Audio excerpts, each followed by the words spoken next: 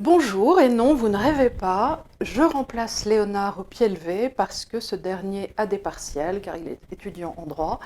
Et donc aujourd'hui, je présente avec Charles Gave le délit d'opinion de cette semaine, c'est-à-dire que nous allons revenir sur l'actualité de cette semaine.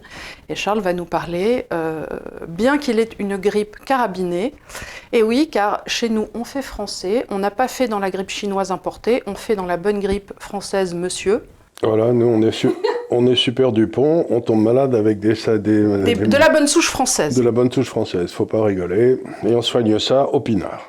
Enfin, la bonne souche française qui a quand même envoyé maman à l'hôpital avec une saturation à 89, donc on a de la qualité. On a de la qualité, oui. Et puis, On est sur de la souche... on est sur la souche robuste, robuste qui sait faire. mais Voilà. qui ne vient pas de l'étranger.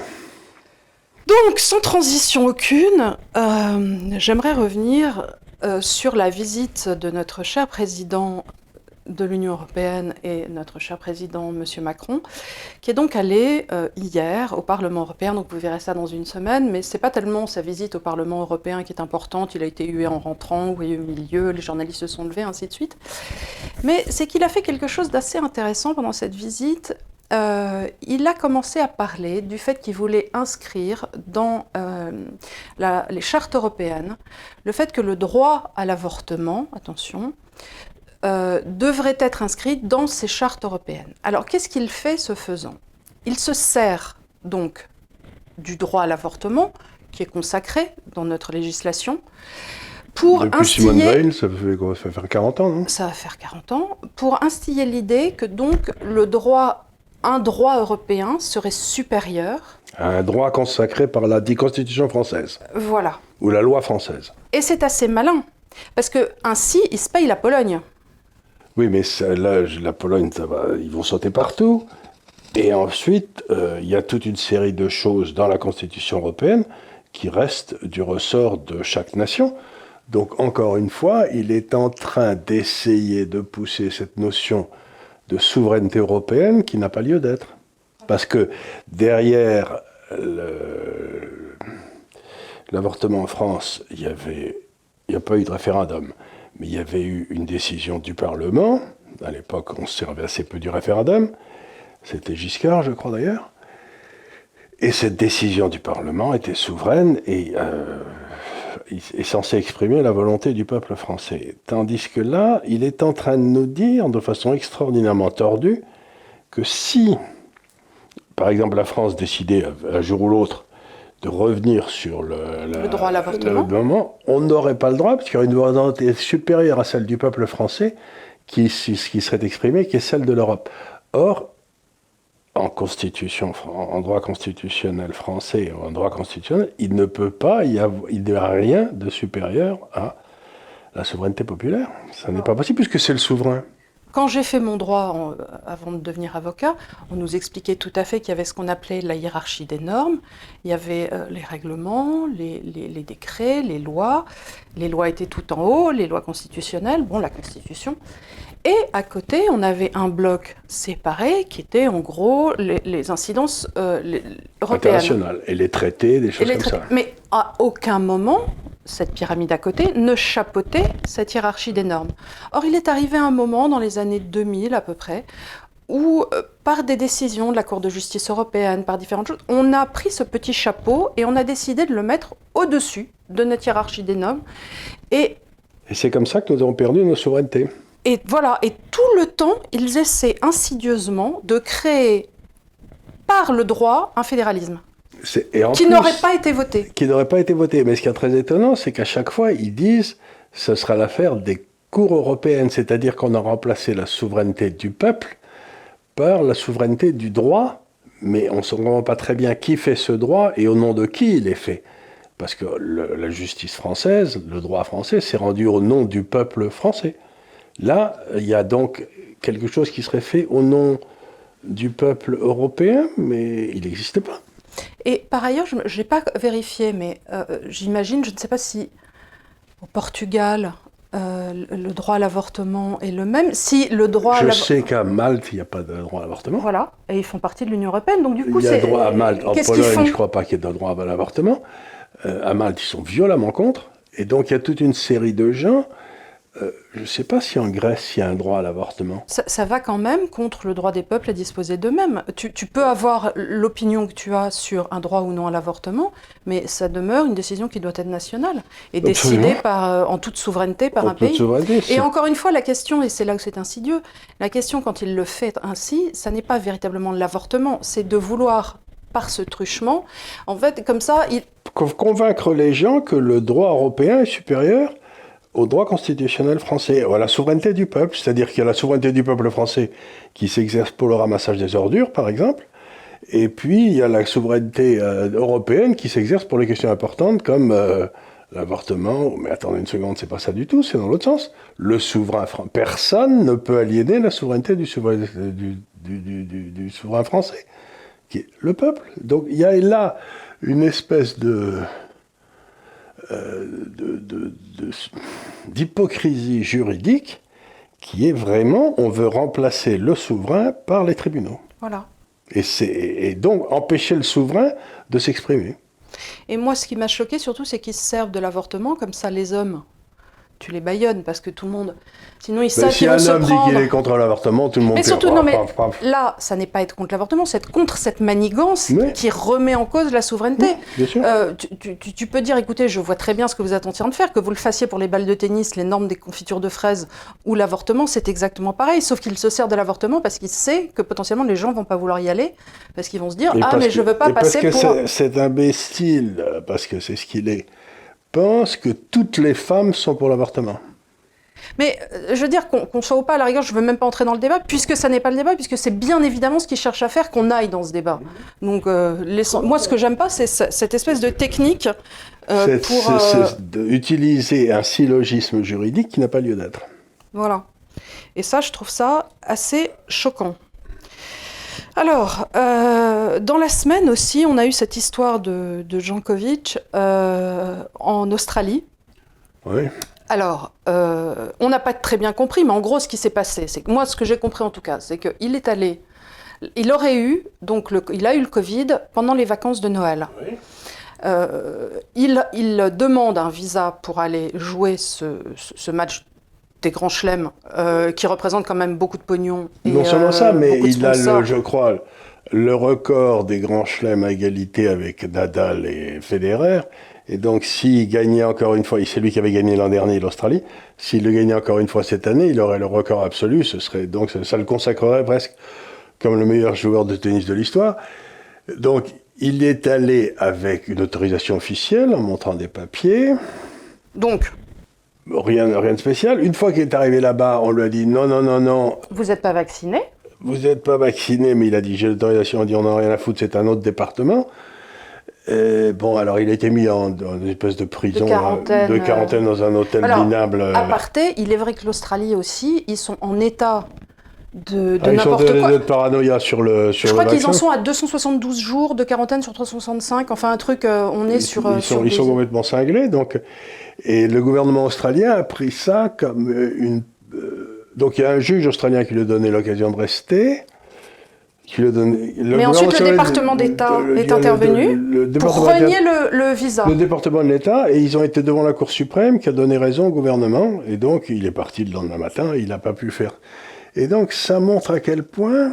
Et à ce moment-là, presque en même temps, j'ai vu sortir des tas d'articles sur Djokovic, qui est un joueur de tennis, disant qu'il était d'extrême droite, qu'il était serbe nationaliste, qu'il était... Donc on essayait de le faire rentrer dans la catégorie des refusniks, des gars qui ne sont pas comme tout le monde. Comme par hasard. Mais c'est sorti exactement en même temps. Oui, la concordance des temps. La concordance, je me suis dit, tiens, on ne m'avait jamais dit ça. Alors qu'il donne une partie importante de tous ses gains, je crois, à des charités locales. Et quand bien même. Il a le droit d'être de droite. À partir du moment, comme disent les Anglais, où les chevaux et les enfants vont bien, dans quoi ça nous regarde, quelles sont ses opinions politiques? On lui demande de jouer au tennis, le monsieur. Pas d'ouvrir des meetings, donc on s'en fout complètement. On s'en fout complètement. On a vraiment un gros problème là, parce qu'une fois de plus, on se retrouve avec donc un type qui prend une position en disant, moi, si ça vous fait rien, je suis un sportif professionnel. Il a un régime très très spécial. Il y a des tas de trucs qu'il bouffe pas. Enfin, oui, il est allergique au gluten. Je crois qu'il a une maladie cœliaque ou quelque chose. Il dit, moi je veux pas le prendre parce que je sais pas l'effet que ça me fera. C'est quand même un cheval de course, le type. Si ça peut le foutre en l'air et foutre toute sa carrière en l'air, parce que j'en sais. Et donc il veut pas prendre le risque. C'est son corps. C'est son corps. Et c'est son outil de travail. Et c'est son outil de travail. On est sur une montre hyper précise, avec le moindre petite poussière.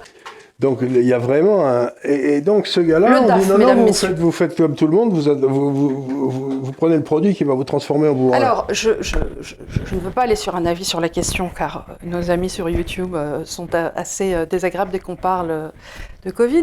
Mais toutefois, ce qui est vrai, c'est qu'on peut noter que chez les sportifs ayant des régimes alimentaires très pointus, ayant une masse grasse très faible, on a eu des incidents cardiaques. Il y a eu beaucoup. C'est-à-dire que des types qui tombaient sur le bord du terrain, pouf. Et des très jeunes aussi, c'est-à-dire des gens dans des conditions physiques. Et quelque part, c'est des mécanismes de haute précision que toi et moi n'avons pas.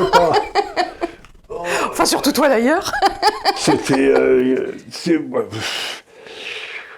Il est bien vrai que j'ai fait du sport à un niveau raisonnable quand j'aimais pas à ce niveau-là, mais ce niveau-là, si vous vous rendez pas compte de ce que c'est le cheval qui va gagner le Grand Prix de l'Arc de Triomphe. Enfin, je veux dire, c'est une espèce de bête de course. De tous les instants, le moindre, et surtout, régime alimentaire.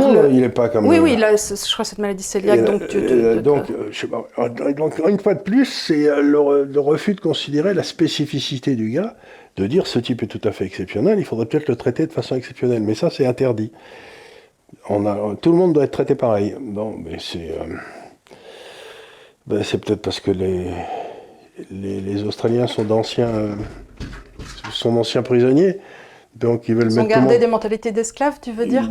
T'as un côté un peu nietzschéen comme ça ? Non, mais ils aiment peut-être mettre les gens en prison parce que c'était tous les anciens prisonniers les prisons étaient trop pleines en Angleterre à l'époque au 19e, donc on les envoyait en Australie. C'était l'histoire de ton ami anglais. Oui, ça c'est horrible ça. J'ai un de mes amis anglais à qui on demande, quand il arrive en Australie, non, il est très bien élevé, on lui demande en Australie... Very stiff upper lip. Stiff upper lip, vraiment le type bien élevé. Le type d'Oxbridge. Très bien comme il faut, et on lui demande alors, est-ce que vous avez un casier judiciaire ? Alors il a répondu, je ne savais pas que c'était encore nécessaire pour aller en Australie. Il est resté... Donc il a passé 2 jours où on l'a expliqué pourquoi dans le mot douane il y avait doigt. Et qu'on faisait pas. Il y a un truc que je conseille à tout le monde, ne faites jamais d'astuces avec les douaniers. Avec les douaniers. C'est des gens. Déjà les policiers c'est dur, mais les douaniers, ils n'ont aucun sens de l'humour. Voilà. Et si quelqu'un peut m'expliquer ce qui s'est passé, je serais très content, parce que moi, j'ai rien compris. Non, moi, ce qui m'a choqué, en revanche, c'est que les sponsors, quelque part, ne rentrent pas dans la bataille. Ça représente aussi quand même un pognon monstre. Et que je ne sais pas par qui il est sponsorisé, je ne sais pas si c'est Adidas, Nike, j'en sais rien, mais que moi je ne les ai pas entendus, je n'ai pas vu non plus sur des... C'est peut-être pour ça qu'il y a eu ces mouvements de presse pour dire oui, c'est un dangereux nationaliste, ce que tu veux, peut-être pour... Mais ça m'étonne que dans ces espaces anglo-saxons extrêmement contractualisés, il y a peut-être eu des clauses de Covid qui ont été mises, mais que les avocats ne soient pas... Alors ça va peut-être se gérer en sous-main, mais il y a quand même des gros sous qui sont à la clé. Et de mon expérience, dans le droit des contrats, en général, ils se prennent des pelleteuses. Donc je ne comprends pas où sont les pelleteuses, là je ne les ai pas vues. Ça va peut-être se régler en back-office, mais j'ai rien vu. Or, il y a des pépettes. Il y a des pépettes, ça c'est... il y a des droits télévisuels aussi, il y a possiblement donc, son statut mondial. Je ne sais pas, si comme il n'aura pas pu jouer l'Australie, qui est un des grands tournois, peut-être il ne sera pas numéro 1 donc ça représente quand même au moment de Roland Garros, qui est le numéro 2, enfin qui est le 2e tournoi dans la saison. Donc il pourrait les assigner en responsabilité, en torts. Après c'est l'État, mais bon quand même, il y a toute une chaîne de responsabilité. Et en plus, il n'a plus le droit de retourner en Australie pendant 3 ans, ce qui là peut lui porter un préjudice considérable dans les points. Donc il y a une histoire de fou. Moi, je sais pas, mais ce Covid nous amène à des histoires de fou. Toutefois, alors puisqu'on tire la ficelle, on sort de l'asile. On sort un petit peu de l'asile. En tout cas, j'ai vu, donc en Grande-Bretagne et en Espagne, j'ai vu donc Boris Johnson. Alors Boris Johnson, ce qu'il faut savoir, c'est que... il est mal en ce moment. Il est assez mal en ce moment. Alors ça fait un moment qu'il y avait un petit peu maille à partir au sein des conservateurs parce que toute l'équipe de Theresa May lui en voulait des anciens dossiers. Il a quand même porté le Brexit, ce qu'il devait faire. Et bon, après, il s'est pris effectivement le Covid sur le rable, comme tous nos dirigeants, ce qui fait qu'il n'a peut-être pas pu faire les réformes qu'on attendait de lui. Il s'est Et lui-même... au départ, il faut savoir qu'en ce qui concerne le Covid, au départ, il avait dit on va faire comme la Suède. Voilà, au début, il était pour dire on va faire en sorte que les Anglais, qui sont des gens intelligents, comme la Suède. The best judgment. Voilà. Et puis il y a eu une espèce de révolte incroyable. Ça, et il a chopé le Covid où il a été très malade. Il a été très malade. Et à ce moment-là, il s'est mis à faire enfermer tout le monde, encore pire qu'en France. Ah non, en fait, ce qui s'est passé, c'est que beaucoup disent que donc il a fini par se marier avec celle qui s'occupait de sa communication, avec qui il avait fait déjà un bébé hors mariage, et que elle a plus ou moins fait main basse sur tout Downing Street, et que c'était elle qui gérait absolument.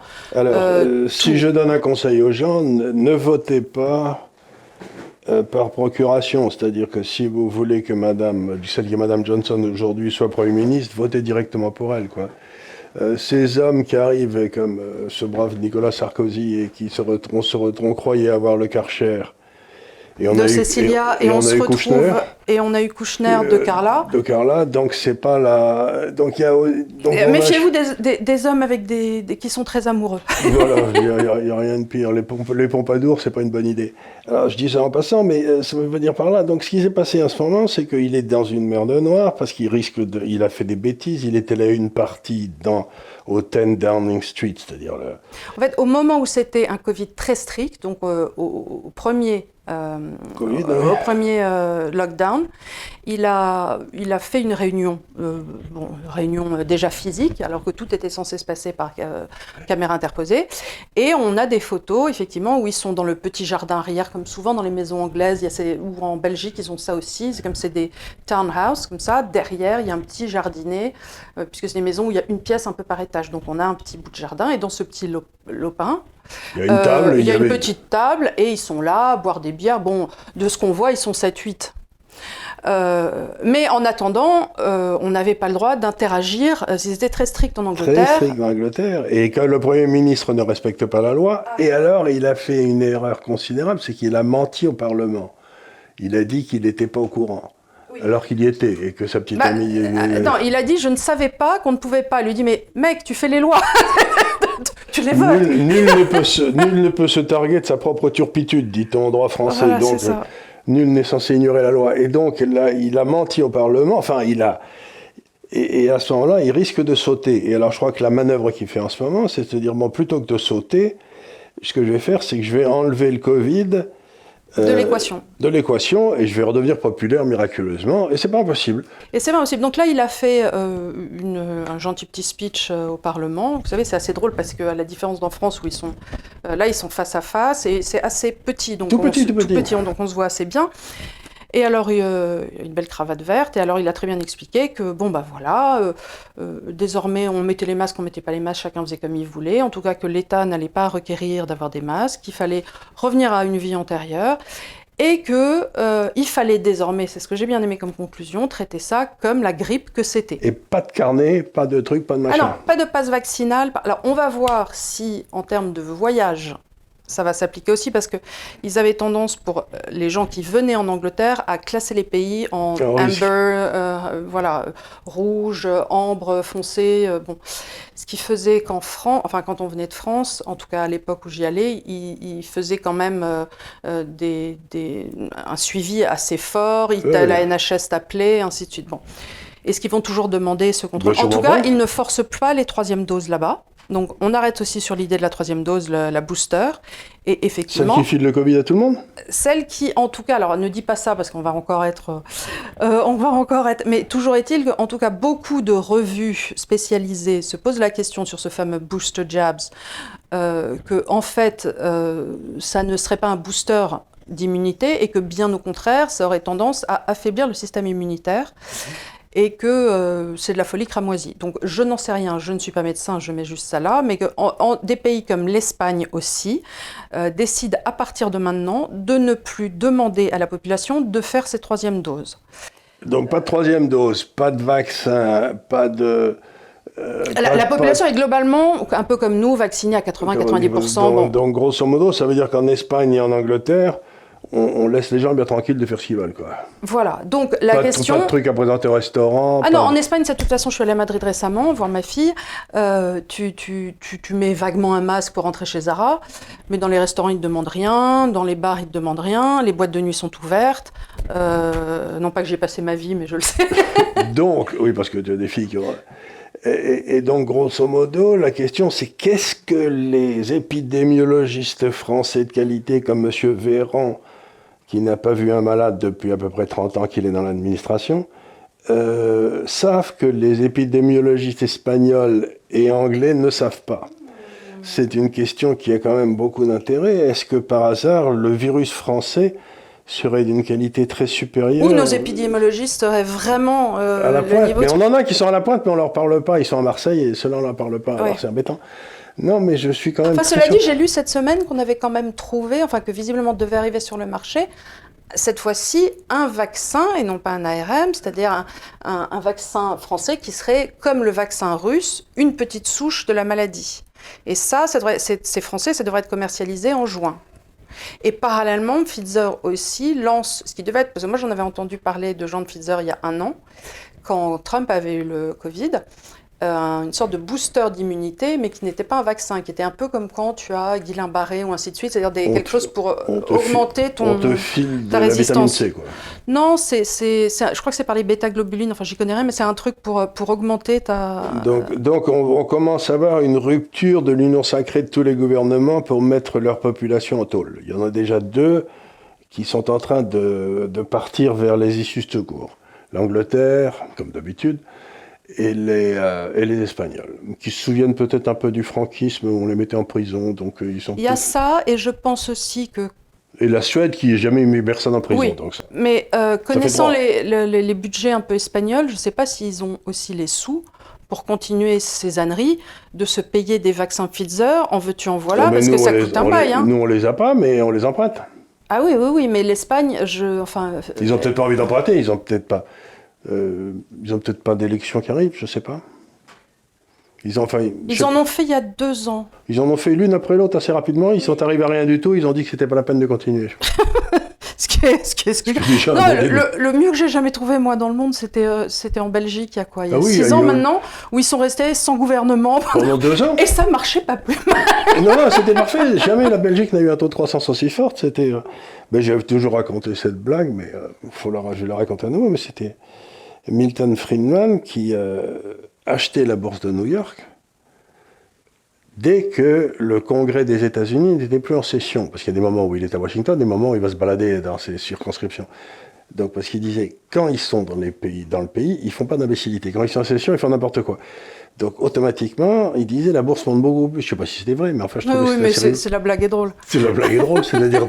Et il disait, quand le Congrès des États-Unis est en session, l'honneur, la fortune et la réputation d'aucun homme ne sont protégés.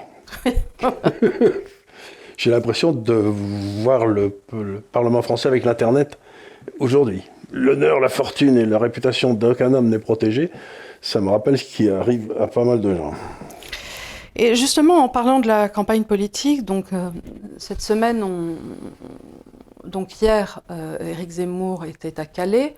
Visiblement, là, j'ai lu qu'il allait déposer plainte parce que des journalistes de gauche auraient ébruité le fait qu'il faisait donc ce déplacement à Calais auprès d'associations militantes qui du coup étaient sur place, Haro-sur-le-Baudet, panneaux, tout le monde dehors et ainsi de suite. Donc, la bête, le ventre de la bête immonde est toujours fertile. Voilà. Alors cela dit, ça n'est pas nouveau. Je me souviens très bien au moment de l'entre-deux tours que Marine Le Pen était allée avec Nicolas Dupont-Aignan de mémoire à la cathédrale de Reims et qui s'était retrouvée avec des associations qui avaient eu vent d'eux par les mêmes journalistes qu'on ne citera pas mais dont tout le monde retrouvera le nom, de gauche qui avaient éventé le déplacement en question. C'est à ça que sert le ministère de l'Intérieur, à prévenir les gars de là où vont les opposants. Voilà. Donc, c'est-à-dire qu'on peut penser que le ministère de l'Intérieur avait soigneusement prévenu, je sais pas, le Canard enchaîné ou j'en sais rien. Mediapart. Ou Mediapart. surtout à l'heure d'Internet. Ouais. Donc, en fait, aller à Calais, ça pose quoi comme question? Ça pose, alors, parce qu'on a toujours ce problème, on a ce problème Mais à à Calais, moi, je vois pas le problème. Parce que Calais, c'est ceux qui sont arrivés en France et qui ont envie d'aller en Angleterre. Mais c'est pas le problème de la France, à la limite, de les empêcher d'aller en Angleterre. C'est le problème des Anglais. Oui, mais eux, ils les empêchent très bien d'arriver. Et, Mais les Anglais, ils veulent pas qu'ils arrivent chez eux. Ça, et d'ailleurs, toutes les semaines, si tu lis le Daily Mail, il y a des articles horribles. Mais la France fait tout pour essayer de les faire passer en douce. On essaie parce qu'on se retrouve avec des camps pas possibles. Bon, alors, la vraie question que ça pose, remettons la vraie question, c'est quand même cette question migratoire avec laquelle on se retrouve dans toutes, puisque ça arrive par Lampedusa, ça arrive par la Tunisie, bon, ainsi de suite. Donc, la question que ça pose quand même, c'est que, est-ce que tu penses véritablement que sans sortir de l'Europe, sans remettre des frontières, on pourrait arriver à traiter, j'espère que je biaise peut-être la question en disant ça, mais je ne sais pas comment la poser autrement, cette question migratoire? Comme je ne crois pas qu'il y ait une organisation européenne qui s'occupe de l'immigration en Europe. Encore une fois. Déjà, il n'y a pas de police européenne. Il n'y a pas de police européenne. Et c'est heureux. Et c'est heureux. Et il n'y a pas de police des frontières. Les frontières, ça reste de droit national. Ça fait partie du domaine régalien qui, pour l'instant, n'a pas été... De nos souverainetés. De la souveraineté. Donc, c'est très bien d'aller à Calais, mais c'est pas là qu'est le problème. Le problème, il est à Bruxelles. Et à Strasbourg, oui. À Strasbourg. Donc, si quelqu'un veut s'occuper de l'immigration, et je peux raconter, j'étais très ami avec un ancien ministre qui a été assez connu il y a quelques années, et lui aussi avait fait le voyage à Calais, parce que ça fait partie des... On a des ambitions élevées, on va faire un voyage à Calais. Donc il avait été faire son voyage à Calais, et il avait dit à tous les gars qui étaient là, il leur avait demandé, mais enfin, pourquoi voulez-vous aller en Angleterre? Pourquoi vous ne voulez pas rester en France? Qu'est-ce que la France... qui vous plaît pas parce que oui, on a un bon climat, il y a des jolis villages, enfin les femmes sont belles. Et le type l'avait regardé stupéfait et il a dit, mais enfin monsieur, nous voulons travailler.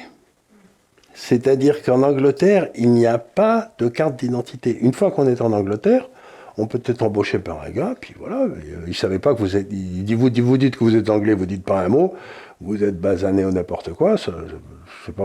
Donc une fois que vous êtes en Angleterre, vous êtes réputé anglais. Et donc ce que cherchaient ces gars-là, c'était, dans le fond, aller dans un endroit où on allait leur foutre bien la paix, tandis qu'en France, on allait, certes, leur donner d'énormes subventions, des trucs, des machins, mais ils auraient un mal de chien à travailler. Et donc, une fois qu'ils travaillaient, ils se disaient, je pourrais faire venir ma famille. Oui, j'aurai un statut. J'aurai un statut. Donc, la raison pour laquelle ils sont à Calais, c'est qu'ils ne veulent pas rester en France et qu'ils veulent aller en Angleterre. Et la question qu'on devrait se poser, c'est, mais pourquoi? Mais parce qu'en Angleterre, je vais expliquer encore un truc que les gens ne comprennent pas, les gens sont libres. Une fois que vous avez posé le pied sur le sol de l'Angleterre, vous devenez libre. C'est une notion que les Français ne comprendront jamais. Moi, j'ai vécu 25 ans, je sais. Mais donc, si... à condition qu'on respecte la loi. Hein. Oui, si on devait aujourd'hui se dire, voilà, on ne peut pas, comme on dit souvent, accueillir toute la misère du monde en France. Il faut sortir de Schengen. Il faut rétablir les douanes. Les frontières. Les frontières, mais à la frontière, il faudra qu'il y ait des postes douaniers. Oui. Mais ça, dans l'Europe de Schengen, c'est pas possible. Eh ben non, donc il faut sortir de Schengen. Voilà. C'est-à-dire que pour toi, en fait, c'est un vœu pieux de se dire, je vais contrôler l'immigration tout en restant dans cette Europe de Schengen. Je ne vais pas contrôler l'immigration en France pour aller en Angleterre à partir de Lampedusa, qui est à 1500 km, parce que ça ne me regarde pas, j'ai rien à y foutre, c'est italien. Et puis les Italiens, c'est pas... Si les types, ils prennent... le bateau s'arrête, ensuite on les prend en Italie, on les met sur le sol de l'Italie, ils prennent le train, ils filent à Vintimille, ils passent à pied les Alpes, ils vont à Calais. Qu'est-ce que vous voulez que je fasse, moi, à Lampedusa et avec le gouvernement italien? J'ai sans légitimité. Et puis le gouvernement italien... Et je n'ai pas d'autorité pour intervenir en Italie. Le gouvernement Ce que pourraient italien... faire les bateaux français, c'est empêcher les bateaux qui partent de la Libye d'aller vers les côtes européennes. Ça, il pourrait faire une espèce de cordon sanitaire en disant personne ne passe ça. Bon, et écoute, pour terminer sur quelque chose d'un peu plus joyeux quand même et d'un peu moins, qu'est-ce que il y a eu beaucoup de hausses sur les marchés des actions ces temps-ci, sans ça en fait faire... 1 an et demi, 2 ans, avec tout le pognon que les banques centrales mettaient dans le système, évidemment. Voilà, et donc là, la bourse américaine fait un peu n'importe quoi. Ça monte, ça baisse, il y a surtout une très grosse rotation à l'intérieur. Il y a tout ce qui est énergétique qui monte beaucoup et le reste qui commence à partir un peu. Donc, il faut surveiller ça très très près parce que, vous savez, j'ai toujours dit que dans les bourses, vous pouvez acheter soit une valeur d'efficacité, un outil, soit une valeur de rareté, un bijou. Hein, donc, si vous voulez. Donc, une action Air Liquide, c'est un outil. Hein, j'aime beaucoup Air Liquide. Surprise. Une pièce d'or, c'est une valeur de rareté. Et donc, tant que le capitalisme marche, qu'il y a de l'énergie abondante, l'efficacité fait mieux que la rareté parce qu'il y a la productivité humaine qui fait que ça va mieux. Mais si on commence à faire tourner le capitalisme comme des branles, et si on imprime trop d'argent, la rareté peut faire mieux que l'efficacité. Et ben, je crois qu'on est en train d'arriver à un moment où structurellement, pour les 4 ou 5 ans qui viennent, la rareté va faire mieux que l'efficacité. C'est-à-dire l'énergie va faire mieux que... Allez, Total va faire mieux qu'Air Liquide. Allez. Donc on est en train d'arriver dans un changement de paradigme, dans une inversion. Basculement. Ce qui se passe, une fois dans le système capitaliste, ça se passe une fois entre les 10 ou 20 ans, parfois 30 ans. Donc c'est des basculements longs. Le dernier grand a eu lieu en 70-73, où le prix du pétrole est passé de $1 le baril à 30. Ben, je vous assure que ceux qui consommaient de l'énergie, ils ne sont pas beaucoup montés en bourse. Hein. Oui, on avait fait une émission sur Volckner, et on en avait parlé à ce moment-là, justement, de cette période sur les actions, les obligations qui avaient été particulièrement difficile, parce qu'à ce moment-là, ça entraîne toute une série de bouleversements. Oui, et on est peut-être, avec le gouvernement complètement incompétent qu'on a, qui ont pratiqué le capitalisme de connivence, et qui continuent à le faire. Qui continuent à le faire avec beaucoup de... Et bien à ce moment-là, les valeurs de rareté se mettent à monter. Et les valeurs d'efficacité se mettent à baisser. Parce que l'énergie devient de plus en plus chère. Et donc faites très attention, on est peut-être à un moment de basculement qui va nous amener à un appauvrissement de la population pendant les quelques années qui viennent, comme dans les années 70. J'ai l'impression de revivre ma jeunesse, quoi. Sauf que je tousse et je suis vieux, mais... Donc il nous manque plus qu'une grande sécheresse comme en 76 et on sera bon. Oui, avec Barre, là, qui avait inventé un impôt... Sur la sécheresse ? Il avait inventé un impôt, je me demande si c'était obligatoire... Ça forcément. Mais, non, un emprunt obligatoire. Ah! Il faudrait y repenser celui-là. C'est-à-dire qu'il avait dit, on va emprunter de l'argent. Mais vous êtes forcé d'emprunter. Et vous êtes forcé de souscrire à l'emprunt national. Oui, mais enfin, quand tu vois comment ils bourrent les contrats d'assurance vie, d'obligations d'État françaises et européennes, c'est presque une obligation. Hein. C'est presque une obligation, mais tu n'es pas obligé de souscrire à ce truc-là. Parce que là, moi, j'avais été obligé de souscrire. On me les avait remboursés 10 ans après, d'ailleurs, très bien. Il n'y avait pas eu de... Mais ça m'avait fait rigoler, le coup de l'emprunt obligatoire. Je m'étais dit, tiens, c'est une notion intéressante. À creuser. À creuser, je suis sûr qu'elle va revenir. Allez, tiens. Je suis sûr qu'on va avoir un emprunt obligatoire. Maintenant que j'y pense. Écoute, et ben voilà. C'est ça la bonne nouvelle. Vous allez, non seulement vous aurez moins de pognon, mais en plus vous devrez le donner à l'État. Il faudra en demander une partie importante de l'État, mais qui vous le rendra 10 ans après, vous faites pas de soucis. Voilà. Quand vous en aurez plus besoin. Enfin, on en a toujours besoin. Mais... Oui, il aura baissé de valeur de moitié. Oui. Voilà. Bon, mais écoutez, voilà, j'espère que j'aurai quand même remplacé au pied levé notre cher Léonard, à qui on souhaite le meilleur pour ses partiels. Et la moustache sera-t-elle là la semaine prochaine? On ne sait pas, on ne sait plus. Les gens étaient... Ben, son grand homme, c'est, comment il s'appelle, le gars de... Edoui Plenel. Arrête de m'embêter avec ça, le pauvre. Il veut ressembler à Staline, et qu'est-ce que tu veux? Moi, je peux rien. Non, moi. mais vous faites tous des expériences capillaires. Je te rappelle que toi, pendant le premier confinement, tu nous avais fait une moustache André Piel Bellemare. Ah oui, et puis Donc, ça poussait pas au milieu. Ah bah oui, ça c'est les blonds. Que veux-tu? Ça pousse pas, ça pousse pas. Ça pousse pas, ça pousse pas. On n'est pas velu, on n'est pas velu, on n'y peut rien. Écoutez, merci de nous avoir suivis donc, pour ce délit d'opinion de cette semaine. Donc on est là, attends, on est quoi? On est le 20. Voilà, et j'espère vous voir, enfin ne pas vous voir la semaine prochaine et que Léonard sera de retour parmi nous. Merci beaucoup, à bientôt. Et à bientôt. Et merci au DAF qui a été sage, dis-moi.